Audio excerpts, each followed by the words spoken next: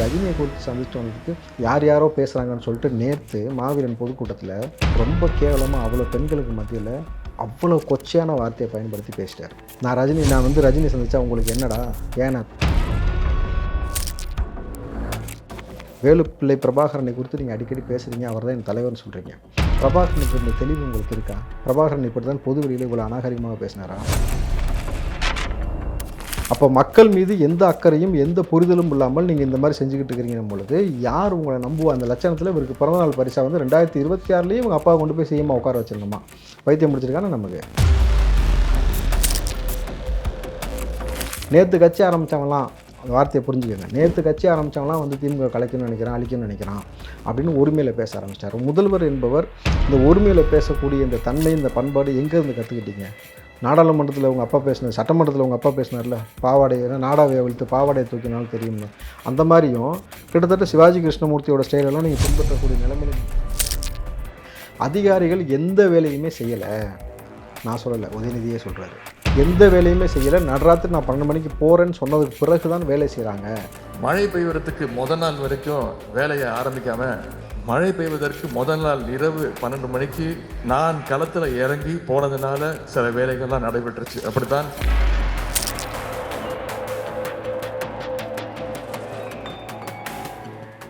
வணக்கம் சவுக்கு மீடியா நேயர்களே. இன்று நம்மோடு இணைந்திருப்பவர் காங்கிரஸை சேர்ந்த ராவுத்தர் இப்ராஹிம் அவர்களோடு பல்வேறு விஷயங்கள் குறித்து பேச இருக்கிறோம். வாருங்கள் சார். வணக்கம். வணக்கம் இல்லையோ சார். இந்த அக்டோபர், நவம்பர், டிசம்பர் என்றாலே வந்து மழைக்காலம். தமிழ்நாடு முழுவதும் மழை பெய்யும். ஆனால் சென்னையில் மழை பெஞ்சாவே மக்களிடையே ஒரு பதட்டம் வந்துடும், ஒரு பயம் வந்துடும். ஐயோ, அந்த மழையில் வந்து சென்னை மூழ்க போகுதோ, என்ன ஆகுமோ அப்படின்னு சொல்லிட்டு.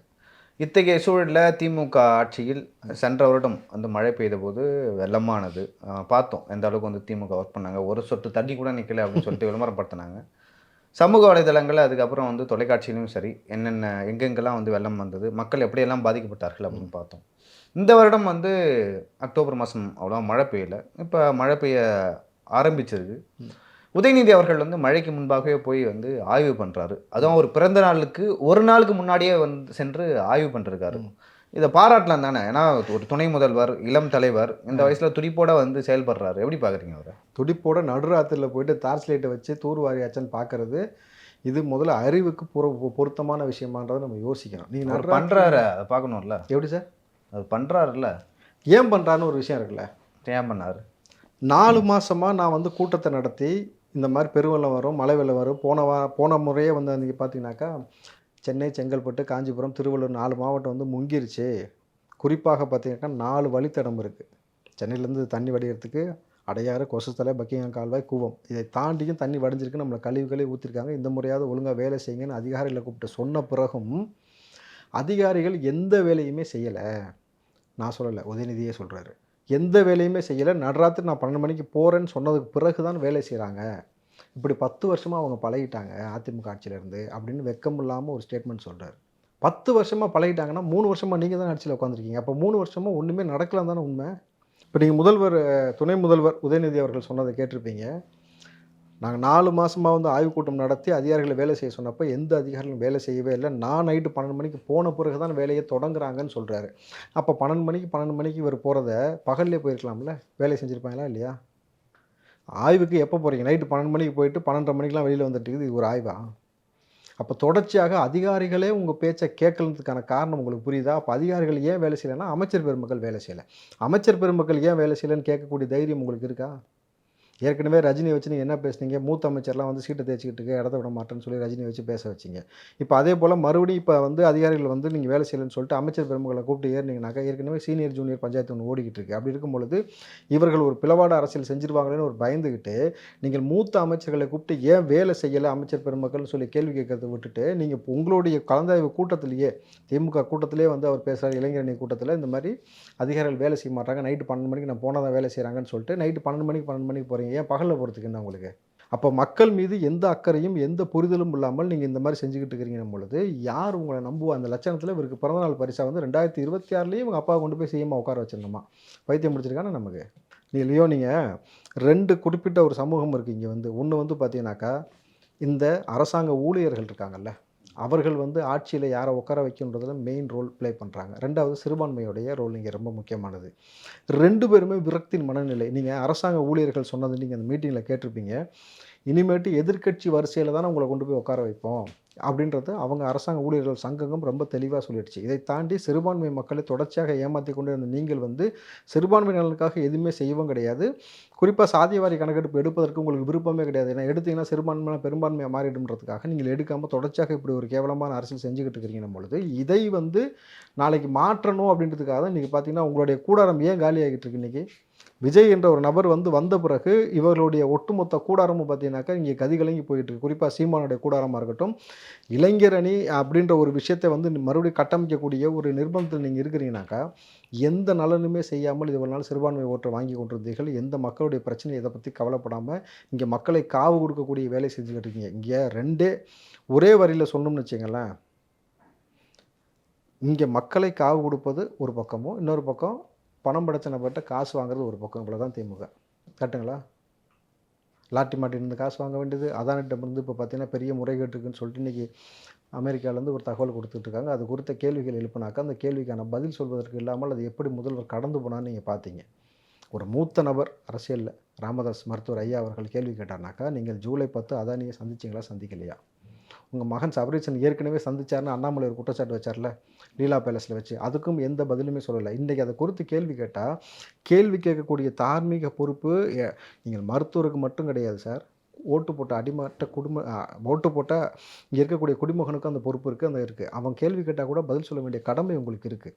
அப்படி இருக்கும் பொழுது அவருக்கு வேலை கிடையாது, ஏதாவது ஒரு அறிக்கை கொடுப்பாரு அப்படின்னு நீங்கள் கடந்து போகிறீங்கனாக்கா இது வந்து ஆணவத்தின் உச்சம். அப்போது மக்கள் வந்து உங்களை எதையுமே கேள்வி கேட்காம விட்டதோடைய விளைவு தானே. ஒன்றுமே இல்லையோ. இந்த மழை வெள்ளத்தை குறித்து பேசும்போது பாருங்கள், போன முறை அக்டோபரில் மழை வந்த பொழுது கிட்டத்தட்ட பார்த்தீங்கன்னாக்கா எக்கச்சக்கமாக மழை வந்து அந்த ரோடு முழுக்க வந்து பிளாக் ஆகிடுச்சு, ஊருக்குள்ளே வந்து தண்ணி வந்துடுச்சுன்னு சொல்லிட்டு தீயணைப்புத்துறைக்கு ஃபோன் போட்டு தீயணைப்புத்துறை 2 போட்டை கொண்டு வந்து மக்களை ஏற்றுது. திமுக கவுன்சிலர் உள்ளே வந்து என்ன சொல்கிறானாக்கா, அந்த போட்டை நிப்பாட்டிட்டு செய்தியில் பிடிச்சி போட்டுவாங்க, எங்களுக்கு அசிங்கமாக இருக்கும், வெளியில் போன்னு சொல்லிட்டு. நீங்கள் அரசாங்க ஊழியர் தானே தீயணைப்புத்துறை, அவர்களை வேலை செய்ய விடாமல் வெளியில் அனுப்பிச்சிட்டு போட்டை கொண்டு போக சொல்லிட்டு டிராக்டரில் ஏற்றினான். அந்த ஆள் மீது இது வரைக்கும் எந்த நடவடிக்கை எடுக்கவே இல்லை. இந்த ஆட்சி எவ்வளோ மோசமாக போயிட்டுருக்குன்னு உங்களுக்கு புரியுதா? இந்த பக்கம் பார்த்தீங்கன்னா மருத்துவர் கத்தி கூத்து, அடுத்த மருத்துவர் போராட்டம், ஒருத்தன் சாகிறான், நைட்டு பார்த்தீங்கன்னா கரண்ட் இல்லை. 3 நிகழ்வுக்குமே மாசு வந்து டெய்லி வந்து ப்ரெஸ் மீட் கொடுக்குறாரு. பேசாமல் மாசுக்கு பேசாமல் அந்த ஹாஸ்பிட்டலில் ரூம் போட்டு கொடுத்தீங்கன்னு வச்சிங்களேன், பல்ல வலிக்கிட்டு ப்ரெஸ் மீட் கொடுக்குறது கரெக்டாக இருக்கும். காலைல எழுந்துச்சி உட்காந்து ப்ரெஸ் மீட் கொடுக்குறதுக்கு. அதான் மருத்துவத்திற்கும் மாசுக்கும் ஏதாவது ஒரு சம்மந்தம் இருந்து நீங்கள் போட்டதுன்னா அந்த புரிதல் உங்களுக்கு இருந்திருக்கும். கிளாம்பாக்கம் பேருந்து நிலையத்தை தான் போதிய முன்னெச்சரிக்கையோடு நீங்கள் திறக்கலை. மருத்துவமனை எப்படி திறக்கணும் உங்களுக்கு ஒரு போதிய முன்னெச்சரிக்கை வேண்டாம்? நீங்கள் ஜென்ரேட்டர் இல்லாமல் திறந்து வச்சுருக்கீங்க. ஐசி வார்டெலாம் வந்து அல்லலப்பட்டு இருக்காங்க 2.5 மணி நேரம் பொழுது. அதான் எந்த துறையுமே ஒழுங்காக செயல்படுவதற்கான வேலை இல்லாமல் போவதைத்தான் நீங்கள் உதயநிதி பேசி வச்சிருக்கிறாரு ரொம்ப தெளிவாக. யாருமே வேலை செய்யலைனாக்கா உங்கள் அட்மினிஸ்ட்ரேஷன் டோட்டல் ஃபெயிலியர். இந்த லட்சணத்தில் 2026 முதல்வர் கனவு வேறு. மக்களை சாக வைக்கிறதுக்கு எதுக்கு உங்களுக்கு இந்த வேலை? சரிங்க சார். இது ஒரு புறம் இருந்தாலும் சீமான் ரஜினிகாந்த் அவருடைய சந்திப்பு வந்து சென்ற வாரம் வந்து ரொம்ப பேசு பொருளாயிடுச்சு. அதுக்கு முன்னாடி சீமான் அவர்கள் வந்து ரஜினிகாந்த் அவர்களை வந்து மிக கடுமையாக விமர்சிப்பார். லைக் எப்படின்னா, நீங்கள் அரசியலுக்கு வந்து பாருங்கள், நின்று பாருங்கள், தமிழ்நாட்டை தமிழ் தான் ஆளணும், நீங்கள் கன்னடாக்காரர் அப்படி இப்படின்னு சொல்லிட்டு இப்போ ரஜினிகாந்த் அவர்களை சந்திச்சுட்டு நிறைய வார்த்தையும் சொல்லியிருக்காரு. சங்கின்னு ஏற்கனவே சொல்லியிருக்கீங்க, போய் மீட் பண்ணுறீங்களா அப்படின்னு. சங்கினா சகத்தோட நண்பன் அப்படின்னு சொல்லிட்டு அதுக்கு ஒரு விளக்கம் கொடுத்துருக்காரு. திரு சீமான் அவர்களை பின்பற்றி நிறைய இளைஞர்கள் இருக்காங்க. அவங்க எதனால் இருக்காங்கன்னா, தமிழ் தேசியத்தை பேசுகிறாரு, இந்த நிலத்தோட உரிமையை பற்றி பேசுகிறாரு அப்படின்னு சொல்லிட்டு. அதில் வந்து நிறைய சிறுபான்மை இளைஞர்களும், இஸ்லாமிய இளைஞர்கள், கிறிஸ்தவ இளைஞர்களும் இருக்காங்க. அவங்களும் அந்த ஸ்டேட்மெண்ட்டை எப்படி பார்ப்பாங்க, இந்த சந்திப்பை எப்படி பார்க்குறாங்க அந்த இளைஞர்கள்? ஏற்கனவே இஸ்லாமியர் குறித்து அவர் சொன்ன வார்த்தையும் ஞாபகப்படுத்தணும். சாத்தானின் பிள்ளைகள்னு வந்து இஸ்லாமிய குறித்து அவர் சொன்னதாக இருக்கட்டும், ரஜினியை வந்து வெற்றிடம் இருக்கணும் பொழுது ஆமாம் சுடுகாட்டில் கூட தான் வெற்றிடம் இருக்காங்க போய் படுத்துக்கன்னு சொன்னதாக இருக்கட்டும், இன்றைக்கி சந்திச்சுட்டு வந்து சங்கினா சகத்தோழன், இதே சங்கின முன்னாடி சொன்னால் செருப்பு கழட்டி அடிப்பேன் பொது மேடையில் செருப்பு தூக்கி காமிச்சால், இன்றைக்கு இந்த வார்த்தை பிரயோகமெல்லாம் மாறிட்டு கிட்டத்தட்ட பார்த்தீங்கன்னா காவி உடையை அணியாத குறையாக அவர் நிற்கிறார். ஏற்கனவே பார்த்தீங்கன்னாக்கா வட மாநிலங்களில் இவர் போய் சீமான் போய் பிஜேபி கூட்டத்தில் கலந்துக்கிட்டதாக ஒரு புகைப்படம்லாம் வந்த பொழுதே வந்து கேள்வி எழுப்பப்பட்டது. நம்பர் 1. 2வது விஷயம் பார்த்தீங்கன்னாக்கா சீமானுடைய முதிர்ச்சியின்மையை வந்து இப்போ தெளிவாக காட்டிகிட்டே இருக்கு. நீங்கள் அக்டோபர் 27 விஜயோட மாநாடு நடந்துச்சு, நவம்பர் 27 ஒரு மாதத்துக்குள்ளே கிட்டத்தட்ட வந்து ஒத்த நொடியில் தான் பித்தம் கலங்கிடுச்சுன்ற மாதிரி சீமான் அவர்கள் அந்த என்ன சொல்றது, ஒரு பிதட்டல் இருக்குது அவர்ட்ட வந்து. ஒரு ஒரு பிளவு இருக்குது அவர்ட்ட வந்து. ஏன்னா ஒரு அரசியல் தெளிவு இருந்த மனுஷன்ட்ட இன்னைக்கு என்னாச்சுனாக்கா, அரசியல் தெளிவுன்றது சுத்தமா போச்சு. பொது மேடையில என்ன பேசணுன்ற ஒரு நாகரிகம் இல்லாம போச்சு. ரஜினிய சந்திச்சுட்டு வந்து சொல்லக்கூடிய வார்த்தை, ரஜினி என்ன அரசியல் செய்வேன்னு சார் சொன்னாரு? ஆன்மீக அரசியல் சொன்னார். ஆன்மீக அரசியல் சொன்னாரு. ரஜினி வந்து ஆன்மீக அரசியல், அந்த சந்திச்சுட்டு வந்து இவரு இப்ப நீங்க என்ன அரசியல் செய்ய போறீங்க இப்ப?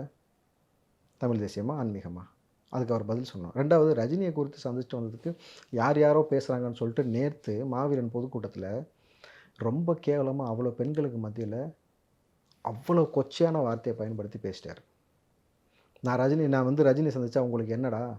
கேன அப்படின்ட்டு அந்த வார்த்தைய அப்படியே பதிவு பண்றாரு. பொதுவெளியில. எவ்வளோ பெரிய ஒரு குழப்பமான ஒரு மனநிலையில இருக்காரு பாருங்க. குறிப்பா நீங்க ஒரு தலைவன் என்பவன் எப்படி இருக்கணும்ன்றத சீமான் வந்து கிட்டத்தட்ட அவர் வாய திறக்க திறக்க அவருக்கு படுகுழிய அவரே தோண்டிக்கிட்டே போறாரு. நீங்கள் ஒரு தலைவன் எப்படி இருக்கணும்னாக்கா, ஒரு தொலைநோக்கு பார்வை இருக்கணும், தெளிவான சிந்தனை இருக்கணும். நீங்கள் வேலுப்பிள்ளை பிரபாகரனை குறித்து நீங்க அடிக்கடி பேசுறீங்க. அவர் தான் என் தலைவர்னு சொல்றீங்க. பிரபாகரனுக்கு இருந்த தெளிவு உங்களுக்கு இருக்கா? பிரபாகரன் இப்படி தான் பொது வெளியில இவ்வளோ அநாகரிகமாக பேசினாரா? பிரபாகரன் இப்படி தான் மிச்ச தலைவர்கள் வந்து இவ்வளோ இழிவுபடுத்தி பேசினாரா? பிரபாகரன் இந்த அரசியலை தானே முன்னெடுக்க சொல்லி உங்கள்ட்ட சொன்னாரா? காளியம்மாள் ஒரே மேடையில் வச்சுட்டு சொல்லிடுச்சு, 10 நிமிஷம் சந்திச்சுட்டு வந்ததுக்கே இந்த அக்கப்போர் அப்படின்ட்டு. உடனே 10 நிமிஷம் வந்துச்சானு உங்களுக்கு தெரியுமா அப்படின்ட்டு சொல்கிறாரு. கிட்டத்தட்ட சீமான் சொன்ன பொய்யை மட்டும் புத்தகமாக போனோம்னாக்கா 100 புத்தகங்கள் போடலாம். அதில் 1000 பக்கம் கொண்ட புத்தகங்களாக இருக்கணும். அப்படி அவர் மனசுக்கு வந்ததெல்லாம் அடிச்சு விட்டே போகிறார். ஆனால் சீமானுக்கு ஒரு தெளிவான சிந்தனை, மண்ணை பற்றி, மக்களை பற்றி, இயற்கை பற்றி இருந்த சிந்தனையெல்லாம் போயிட்டு இன்றைக்கி முழுக்க முழுக்க வந்து பார்த்திங்கன்னா விஜயோட சிந்தனை உள்ளே வந்து கூடாரம் காலி ஆகிக்கிட்டு இருக்கிற உடனே என்ன பேசுகிறோம், என்ன பேசக்கூடாதுன்றத எந்த ஒரு புரிதலுமே இல்லாமல் பொது மேடையில் இப்படி ஒரு பேச்சு. 2வது அரசியல் சூப்பர் ஸ்டாரா இவர். அவருக்கு தனக்குத்தானே ஒரு பட்டம் கொடுத்துட்டாரு பாருங்க. ரஜினி வந்து சினிமாவின் சூப்பர் ஸ்டார், நான் அரசியல் சூப்பர் ஸ்டார். நாங்கள் 2 பேரும் சந்திச்சுக்கிட்டது உங்களுக்கு வயிறு எரியுதுன்றாரு. ரஜினி சினிமா சூப்பர் ஸ்டார்ன்றது நிரூபிச்சிட்டார். 15 வருஷமாக நீங்கள் அரசியல் சூப்பர் ஸ்டார்னு சொன்னால் நீங்கள் என்ன நிரூபிச்சிருக்கீங்க? ஒரு கவுன்சிலர் ஏங்க நீங்கள் உங்கள் கட்சிக்காரன் எத்தனை யாருமே எம்எல்ஏ வராண்டா, அட்லீஸ்ட் நீங்கள் வந்துருக்கணும்ல. 15 வருஷமாக மக்கள் உங்களை தொடர்ந்து புறக்கணிக்கிறாங்கன்னா ஏன் புறக்கணிக்கிறாங்க? இந்த புரிதல் உங்களுக்கு இருக்கணும்ல. இது இல்லாமல் தொடர்ச்சியாக சீமானுடைய முன்னுக்கு பின் முரணான ஸ்டேட்மெண்ட். நீங்கள் அவர் பேசின வீடியோலாம் அவரே எடுத்து போட்டார்னு வச்சுங்களேன், நம்ம எதுவும் போதையில் பேசினோமான்றதை அவரை யோசிப்பார். ஹிந்து கடவுளை குறித்து ரொம்ப இழிவாக பேசினதும் அவர் தான் ஆரம்ப கட்ட காலத்தில். சிவனை குறித்து பேசினதாக இருக்கட்டும், பார்வதியை குறித்து பேசினதாக இருக்கட்டும், பார்வதியை குறித்துலாம் பேசினார். கிருஷ்ணரை குறித்து காம கொடூரன்னு பேசினார். அதுக்கப்புறம் இந்த பக்கம் வாங்க, ஹிந்து கடவுளை குறித்து இப்போ தூக்கி உயர்த்தி பிடிச்சி பேசுவதும் வேலை தூக்கிட்டு சுற்றுறதா இருக்கட்டும். அதே மாதிரி இஸ்லாமியர் குறித்து முன்ன ஒரு பேச்சு, இப்போ ஒரு பேச்சு. சமூகத்தை குறித்து முன்ன ஒரு பேச்சு, இப்போ ஒரு பேச்சு. ஒரு தலைவன் எப்படி சார் சொல்லணும்? படிங்கன்னு சொல்லணும். நீங்கள் விஜய் அவர்கள் இந்த பக்கம் பாருங்கள், கல்வியை எடுத்து கையில் மாணவ பிள்ளைகளை கல்வியை படிக்க சொல்கிறாரு, மாணவ பிள்ளைகளை அரசியல் பழகுங்கள் சொல்கிறாரு, அரசியலுக்குள்ளே வாங்கன்னு சொல்கிறாரு, தேவையான ஊக்கத்தொகை கொடுக்குறேன்னு சொல்கிறாரு. நீ என்ன சொல்கிறீங்க? படிப்பு வரலையா விட்டுரு, படிக்காத, என் பிள்ளைகளை நான் ஸ்கூல்லேயே சேர்க்கலன்ற முதல் பொய். 2வது, காலேஜ் போகும்போது நான்லாம் எவ்வளோ தெரியுமா கல் குடிச்சிட்டு போவேன்? 2லேருந்து 3 லிட்டர் குடிப்பேன். காலேஜ் போகும்போது குடிச்சிட்டு போனதை பெருமையாக பேசுகிறார். சினிமா என்பதை நான் ஒரு துறையை தேர்ந்தெடுத்தேன், எனக்கு ஒர்க் அவுட் ஆகலையா, வருமானம் வரலையா, விடு, கள்ளச்சாரம் எங்காச்சும் பொழைச்சிட்டு போவேன். ஒரு தலைவர் சொல்லக்கூடிய வார்த்தையா அது? அப்போது நீங்கள் இவ்வளோ லட்சணத்தில் இருந்தீங்கன்னா உங்களை பின்பற்றக்கூடிய நபர்கள் என்ன லட்சணத்தில் இருப்பான்? அவனுக்கு உண்மையிலுமே நீங்கள் ஏதோ தமிழ் தேசியம் பேசுகிறீங்க, இந்த திராவிட கட்சிக்கு எதிராக வந்து ஒரு புதுசாக ஒரு ஆள் வந்துட்டாங்கன்னு ஒரு நினப்பில் தான் உங்கள் பின்னாடி வந்தான். இன்றைக்கி ரொம்ப தெளிவாக புரிந்து கொண்டார்கள். நீங்கள் கபட நாடகம் ஆடுறீங்க. நீங்கள் இன்னொருத்தருடைய முகமாக, குறிப்பாக பிஜேபியோட முகமாக காவி உணையை போடாமல் ஒரு காவி வேஷம் போட்டுட்டு தான் சுற்றுறீங்கிறது தெரிஞ்ச பிறகு தான் உங்கள் கூடாரம் காலியாகி கொண்டே வருகிறது. நீங்கள் எழுதி வச்சிங்க, சீமானுக்கு இந்த முறை எலெக்ஷனில் 3% தாண்டாது. சரிங்க சார், பொறுத்திருந்து பார்க்கலாம் சீமானோட வாக்கு வங்கி வந்து வருகின்ற எலெக்ஷனில் எப்படி மாறுது அப்படின்னு சொல்லிட்டு. கொஞ்ச நாளுக்கு முன்னாடி தமிழக முதல்வர் ஸ்டாலின் அவர்களிடம் ஒரு கேள்வி கேட்கப்பட்டது. என்ன கேள்வினா, அதானி அந்த மாதிரி அதானி மேலே வந்து அமெரிக்காவில் ஒரு வழக்கு தொடுத்துருக்காங்க. அதே போல் அதானியை வந்து உங்கள் வீட்டில் சந்திச்சிங்களா, அதை பற்றி உங்கள் கருத்து, இந்த மாதிரி ராமதாஸ் ஐயா அவர்கள் வந்து கேட்டிருக்காரு. ஏன் அதானியை பற்றி ஸ்டாலின் அவர்கள் பேச மாட்டாருன்னு. அதுக்கு திரு ஸ்டாலின் அவர்கள் என்ன சொல்லியிருக்காருன்னா, அவர் வேலை இல்லாமல் ஏதாவது பேசிகிட்டு இருப்பார் அப்படின்னு சொல்லியிருக்காரு. ஏன் அவங்க அதானியை பற்றி பேச மாட்டுறாங்க? ராமதாஸ் அவர்களை பற்றி அவர் மேலே 1000 விமர்சனங்கள் இருக்கலாம். இருந்தாலும் ஏன் அவரை பற்றி வந்து இந்த மாதிரி ஒரு பேச்சு பேசுகிற, வயதில் பெரியவர், கிட்டத்தட்ட தமிழ்நாட்டிலே ஒரு மூத்த அரசியல்வாதினா அவர் கீழே வைகோ அப்படின்னு சொல்லி நிறைய பேர் இருக்காங்க. அவருடைய கருத்து எப்படி பார்க்குறீங்க, மு க ஸ்டாலின் அவரோட கருத்து? இது ஆணவ பேச்சு சார். நீங்கள் கிட்டத்தட்ட ராமதாஸ் எந்த கூட்டணியில் இப்போ இருக்கிறார் சார்? உங்கள் கூட்டணியில் இல்லை. கூட்டணியை விட்டு பாஜகவில் இருந்தார் நாடாளுமன்ற தேர்தலில். இப்போ கூட்டணியில் இல்லை. நாடாளுமன்ற தேர்தலில் பாஜகவோடு இருந்த ராமதாஸ் அவரே வந்து என்ன கேட்குறாருன்னா, அதானியை நீங்கள் சந்திச்சிங்களா இல்லையா ஜூலை 10 உங்கள் வீட்டில் வச்சு? நம்பர் 1. ஏன்னா இதைத்தான் இந்த குற்றச்சாட்டை தான் அண்ணாமலையும் சொன்னார், லீலா பேலஸில் வச்சு சபரீசனை வந்து சந்திச்சார்னு சொல்லி அதற்கும் பதில் சொல்லுவேன். இன்றைக்கு ஒரு மூத்த அரசியல் கட்சி தலைவர் இந்த கேள்வியை எழுப்புறாருன்னும் பொழுது அதுக்கு தார்மீக பொறுப்பேற்று அதற்கு பதில் சொல்வது தான் ஒரு கடமையை தவிர, அதை கடந்து போகலாமே தவிர இப்படி கேவலப்படுத்துகிற மாதிரி ஒரு ஆணவ பேச்சு பேசுகிறீங்க இல்லை. இதைத்தான் நீங்கள் பாட்டாளி மக்கள் கட்சியிலேருந்து எல்லா அரசியல் கட்சி தலைவர்களும் வந்து கிட்டத்தட்ட வெறுக்கிறாங்க. ஏன்னா இப்படி ஒரு சொல்லாடல உங்களுடைய வயது முதிர்வுக்கு நீங்கள் இருக்கக்கூடிய பதவியில் இருக்கக்கூடிய லட்சத்துக்கு நீங்கள் இப்படி பேசியிருக்கவே கூடாது. ஏன்னா முதல்வரும் கிட்டத்தட்ட பார்த்தீங்கன்னா விஜய் வருகைக்கு பின்னாடி பிதற்றல் பேச ஆரம்பிச்சிட்டாரு. நீங்கள் ஏன்னா நேற்று கட்சி ஆரம்பித்தவங்களாம் அந்த வார்த்தையை புரிஞ்சுக்கோங்க. நேற்று கட்சி ஆரம்பித்தவங்களாம் வந்து திமுக கலைக்கணும்னு நினைக்கிறான், அழிக்கணும்னு நினைக்கிறான் அப்படின்னு உரிமையில் பேச ஆரம்பிச்சிட்டாரு. முதல்வர் என்பவர் இந்த உரிமையில் பேசக்கூடிய இந்த தன்மை, இந்த பண்பாடு எங்கேருந்து கற்றுக்கிட்டீங்க? நாடாளுமன்றத்தில் உங்கள் அப்பா பேசினது, சட்டமன்றத்தில் உங்கள் அப்பா பேசினார்ல, பாவாடை ஏன்னா நாடாவை அவிழ்த்து பாவாடையை தூக்கினாலும் தெரியும்னு. அந்த மாதிரியும் கிட்டத்தட்ட சிவாஜி கிருஷ்ணமூர்த்தியோட ஸ்டைலெல்லாம் நீங்கள் பின்பற்றக்கூடிய நிலைமையில் நீங்கள் பேச ஆரம்பிச்சிங்கனாக்கா, நீங்கள் மக்கள் பிரஜையாக நீங்கள் இருக்கிறீங்க ஒரு முதலமைச்சர். நீங்கள் இந்த சொல்லாடல் பயன்படுத்துவதான் இன்றைக்கி பெரிய ஒரு ஆச்சரியத்துக்கும் வியப்பாகவும் இருக்குது. ஏன்னா திமுக காரணம் நீங்கள் பேசியிருந்தீங்கன்னா எங்களுக்கு ஆச்சரியமே கிடையாது. ஏன்னா அது உங்கள் பழக்கம், உங்கள் ஜீன்லேயே இருக்குது. கரெக்டுங்களா? எடப்பாடியை கொடுத்து உங்கள் மகன் உதயநிதி பேசுனதும் இருக்குல்ல, சசிகலா பாட்டா முட்டி போட்டுருவாருன்னு சொல்லிட்டு பாஸ் கொடுத்துட்டு நீங்கள் தப்பாக நினச்சிட்டா நான் பொறுப்பு இல்லைன்னு சொன்னதாக இருக்கட்டும், இது உங்களுக்கே உரிய பழக்கமாக இருக்குது. ஆனால் ஒரு முதலமைச்சர் இது எப்படி அணுகணும்னு உங்களுக்கு தெரியல. ஆனால் மருத்துவர் இப்போ எப்படி சொல்லிட்டு போயிருக்காரு, அதை உங்களுக்கு கிடைச்ச அரசியல் ஞான ஒளி எனக்கு கிடைக்கல, ரொம்ப சிம்பிளாக சட்டிலாக ஒரு அடி அடிச்சுட்டு போயிட்டே இருந்தார். அப்போது அவருக்கு இருக்கிற முதிர்ச்சியும் உங்களுக்கு இருக்கக்கூடிய அரசியல் முதிர்ச்சியும் என்னென்னு பார்த்தீங்கன்னாக்கா, உங்களுக்கு வயதில் முதிர்ச்சி இருக்கே தவிர அரசியலில் அனுபவத்தில் சொல்ல பயன்படுத்தக்கூடிய விதத்தில் எந்த முதிர்ச்சியுமே இல்லாமல், நாளைக்கு எழுதி வச்சுக்கோங்க, இந்த அதானி விவகாரம் ஏதோ வந்து யாரோ கையில் எடுக்கலை, நீங்கள் இது வேறு மாதிரி அமெரிக்காவிலேருந்து பூதாகரமாக வந்திருக்கு. உங்களுக்கு என்ன நினப்பு இருக்குது தெரியுமா? அவருக்கு ட்ரம்ப்பும் மோடியும் ரொம்ப நெருக்கம். நாளைக்கு ட்ரம்ப் காலில் போய் நம்ம விழுந்து, நாளைக்கு வந்து மோடி காலில் விழுந்து நம்ம காம்ப்ரமைஸ் பண்ணாக்க, ட்ரம்ப்கிட்ட சொல்லி இந்த மேட்டரே வந்து டைவர்ட் பண்ணிடலாம், நம்ம எதுவும் தப்பிச்சுக்கலாம் அப்படின்ற அந்த ஒரு ஆணவ மனப்போக்கில் தான் இது எல்லாமே நடந்துகிட்ருக்கே தவிர, கிட்டத்தட்ட இல்லாட்டி இப்படி ஒரு சொல்லாடலே முதலமைச்சர் பயன்படுத்துவாரா? இது நாளைக்கு வந்து 2026 உங்கள் மகனோட வாழ்க்கையில் மண்ணை போடக்கூடிய வார்த்தை. நீங்களே வந்து மண்ணை போட்டுக்கிட்டே இருக்கிறீங்க, போடுங்க, எங்களுக்கும் அதான் வேணும். ஏன்னா உங்கள் மகன் வந்து நாளைக்கு முதலமைச்சராக உட்கார்றதுன்றது இனி கனவு கண்டுகிட்டே இருக்க வேண்டியதான். இனி நிகழ்காலத்தில் நடக்க போவதே கிடையாது. நம்மளது நல்லது தான் அது. டிசம்பர் 6ஆம் தேதி வந்து நடிகர் விஜய் அவர்களும் விடுதலை சிறுத்தைகள் கட்சியின் தலைவர் திருமாவளவன் அவர்களும் சந்திப்பதாக, ஒரு புத்தக விழாவில் சந்திப்பதாக இருந்தது. தொடர்ந்து வந்து திருமாவளவன் சொல்லி வந்தார், சந்திச்சா என்ன தப்பு, நான் சந்திப்பேன், அந்த மாதிரி தான் சொல்லிட்டு வந்தார். அதுக்கப்புறம் என்ன அழுத்தம் வந்ததோ தெரியல, இப்பொழுது சந்திக்க மாட்டார் அப்படின்னு சொல்லிட்டு பேச்சுக்கள் அடிப்படுது. ஏன் திருமாவளவன் அவர்கள் வந்து இப்படி தயங்குறாரு அந்த புத்தக விழாவில் பங்கேற்பதற்கு?